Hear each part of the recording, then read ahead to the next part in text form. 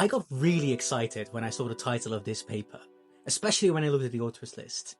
You got Tim Jackson, Jason Hickel, Kate Raworth, Georgios Kallas. It's like an adventure-style team-up of the academics of post-growth, ready to offer us a state of the field. Will post-growth slay the climate change of Thanos?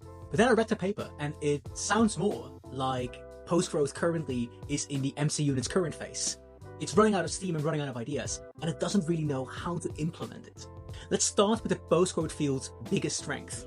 What they have correctly analyzed through very good extensive modeling is that business as usual isn't going to get us to 1.5 or 2 degrees. And that matters because by current estimates, every degree of warming is 12% of GDP loss. That is 3 times as bad as the 2008 financial crisis. The key claim in the article is the fact that whilst we're seeing relative uncoupling, we don't see absolute uncoupling.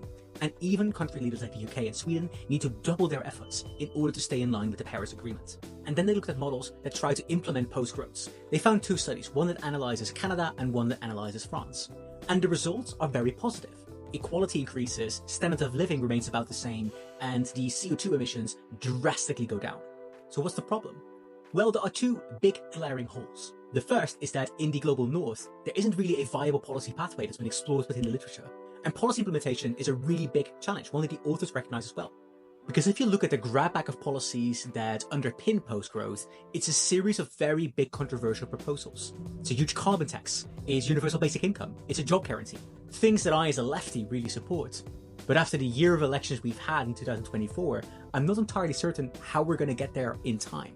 But maybe more damning is the lack of research about how post-growth can be successfully implemented in the global south. Hickel has in the past subscribed to a view of Marxism called world systems theory. And under that theory, the global south could develop better if the north stops with extracting all the resources from the global south.